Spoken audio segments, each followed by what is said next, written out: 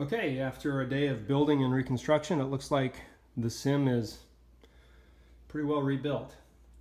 The modular format that I used to build the cabin panels worked quite well. It was actually relatively easy to get the cabin rebuilt. Fitting everything else in this space has been a challenge. The only stud I could get to is a little off center. That's not the world's steadiest projector. But it should work. And as a result, I used the image movement settings in the Optima to get the screen pretty close to aligned. It's not perfectly straight, but I think it'll look fine from the cabin perspective. The PC is back here with one of the butt kickers, which I haven't plugged in yet. A rat's nest of cables. Projector. And then on this side, I've got another power source and one of the other butt kickers. So I thought there was no better way to figure out if it's working than to turn it on. So we'll turn on the projector, turn on the TVs, hopefully. I think they're plugged in. I've got some work to do on the glare shield. It probably suffered quite a bit from the move.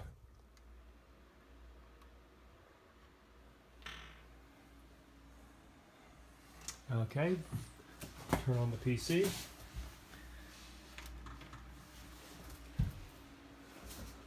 There's air conditioning in this room, and it's been staying relatively cool.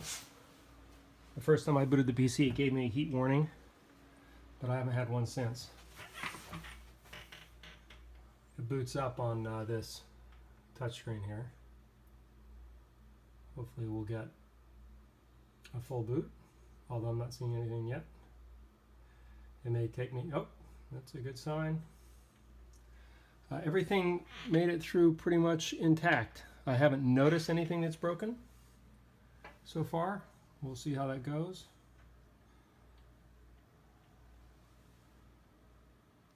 Okay, things are happening. Okay, keyboard time.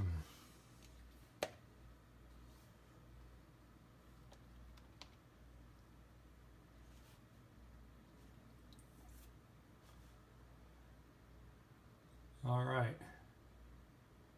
So, good. Let's turn off the light.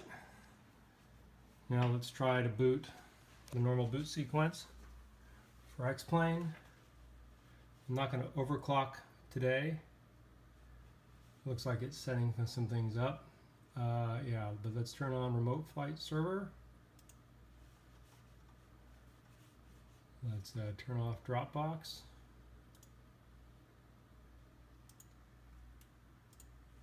There we go. Let's turn on the Flight Illusions radio stack. SPAD next. It's been so long since I've done this, I have trouble remembering what to do. X-Plane.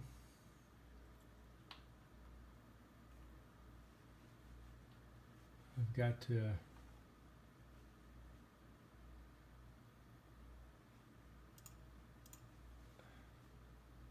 change the port and the configuration for this.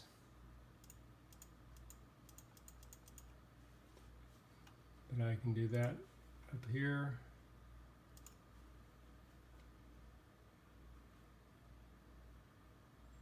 I'll have to go back and check, and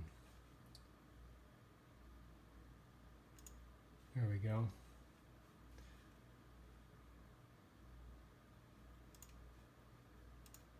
I think that'll fix it. Okay, my FIPs are, it's only recognizing 3 FIPs. Maybe I don't have one of the USB ports plugged in. That's probably the case. All right, so we have that to figure out. Ignore the X-Plane update.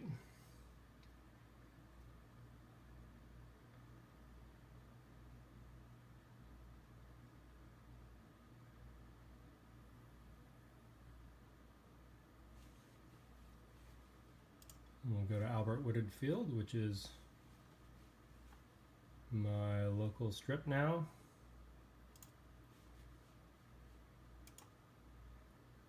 Yeah, so those 3 FIPs are getting no power.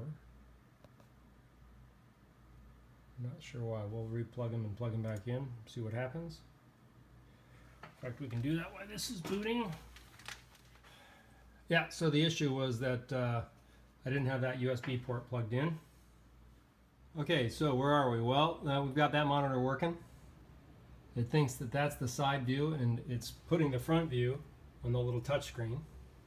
And then I put my FIPs in the wrong place. So that one's in the right spot, that one's in the right spot. I need to move that one to there, that one to there, and that one to there. So that's easy to do. I'll do that in a minute. My LEDs are falling down a little bit. I had staples up in here to brace that LED strip and hold it in place, and they are clearly falling out. So we'll just go up here quickly and get our screens changed. Monitor 3. It's a full screen simulator. And that visual offset should be minus 90. There we go. Monitor 2. It should be, I've got these written down here. 109. Actually, I'm sure I've got them.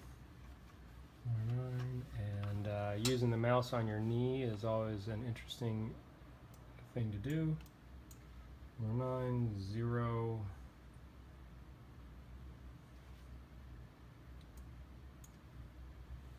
8.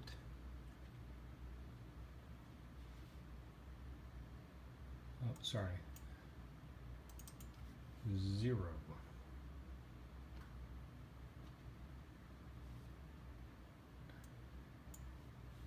8.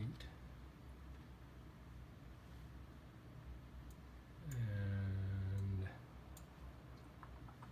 think I had that at 1.5 because the tilt in my monitor set up, and its field of view should be 109.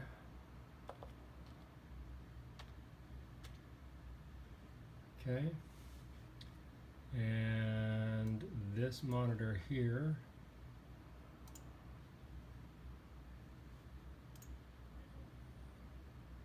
(2D panel only), that's usually where I drag the GPS.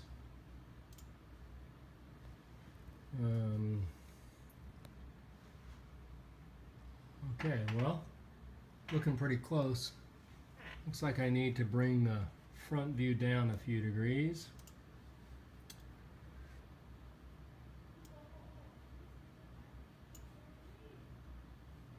So let's make that maybe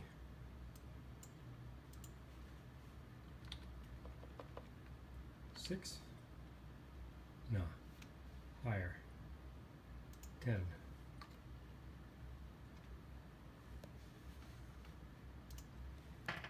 Okay, starting to look better now. I'll need to do a little adjustment to get my horizons to line up, but we're getting pretty close. And 30 frames a second with the clouds. Let's see if any of this stuff still works. There's one GPS.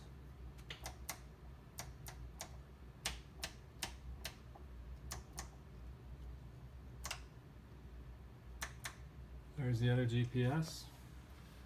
Let's close this one. Let's drag this one over.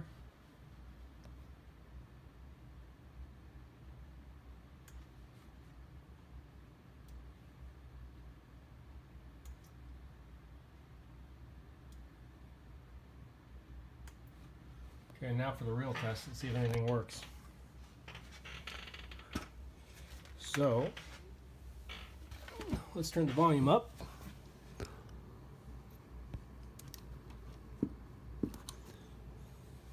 Let's see if things work here. Let's try flipping a switch. That's good. I don't hear anything. I must have the sound plugged in, or did I mute it? Let's see.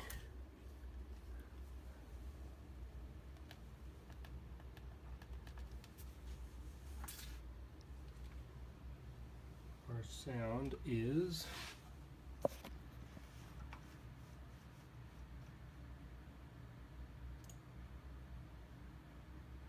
going through headphones is the primary sound. Okay, let's change our playback devices here. I do not want the headphones to be a default device. I want speakers to be the default device. Yep. So let's try this again. Well, there's power, that's good. Fuel pump's working. Let's try the avionics. All right, let's try them off. I'm not communicating here, it doesn't look like, but we'll fix that. All right, I think I probably just have sound plugged into the wrong jack. All right, a few updates from a couple of minutes ago. First of all, I moved us so we're on runway 36 at Albert Whitted. Number two, which should match the winds better. Number two, I found that the radio stack doesn't work very well if its USB cable isn't plugged in. I had one USB cable left. I was wondering what's that for. Turns out it's for that. Number three, I've got the iPad running. ForeFlight is talking to the sim just fine. Number four, I moved the FIPs around. Why didn't I just reconfigure them in SPAD Next? I find I have some of these configured with specific programming for the dials, and it's easier to move them than to reprogram. So finally, we will now shut the back door. And this is a softer floor, so the chairs don't roll as easily. That makes it a bit easier because then I don't slide. All right, master switch. Okay, that's good. Fuel pump. All right, we can hear that. Mixture full in. Throttle in a bit. Let's see if this works.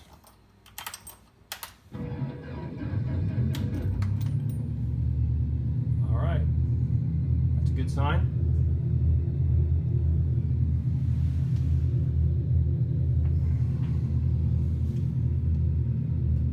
Throttle back a little bit. Avionics. All right, that's what we like to see. This nav light should turn the lights on. It does. Fuel pump off. Well, we'll keep it on since we're going to take off. Radio, Albert Whitted. 118.875. Let's see if this works. 118.875.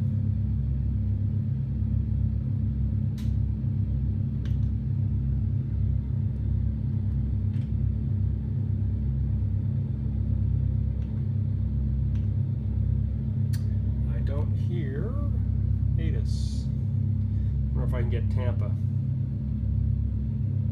126.45. It shows that it's over there. Oh, it's set to COM 2. Got my COM switches flipped, or my COM radios flipped. Okay, I'll have to change that.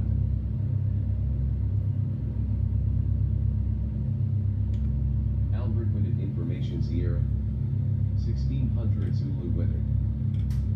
Albert Whitted Information Sierra 1600 Zulu weather. Wind light and variable. Visibility more than 10. Sky clear. Temperature 30. Dew point -9. Altimeter 2997. Arriving runway 36. Departing runway 36. Advise on initial contact. You have Sierra. Okay. All right. Let's see.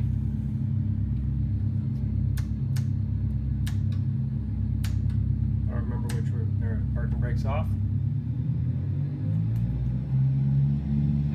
Rudders are working. Sierra 1600 Zulu weather.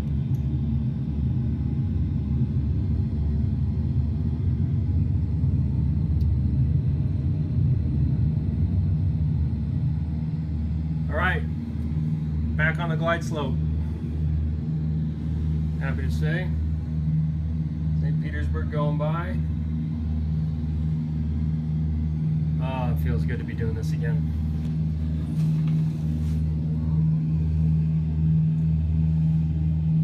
There's the drop where the Rays play.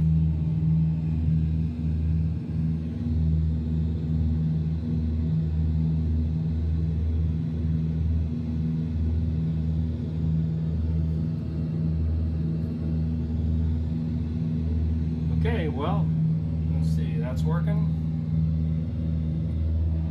That's working. That's working. RPM seems to be working. Fuel pump off.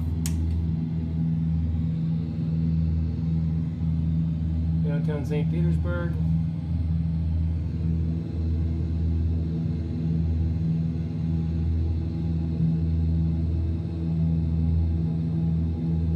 Okay.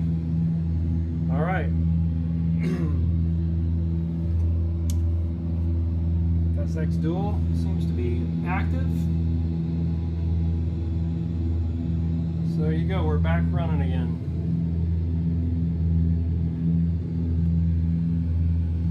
I'm happy about that. I need to replug the trim wheel back in.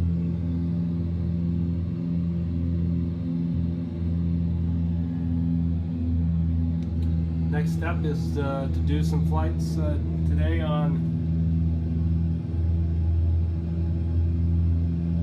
Pilot Edge. All right, well, thanks for everybody's patience while I was getting this back up and running. Next step will be to figure out the GoPro and get it working.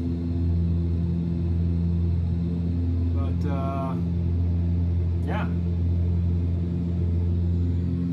seems to be working. Thanks, everybody. See you at the next edition of On the Glide Slope.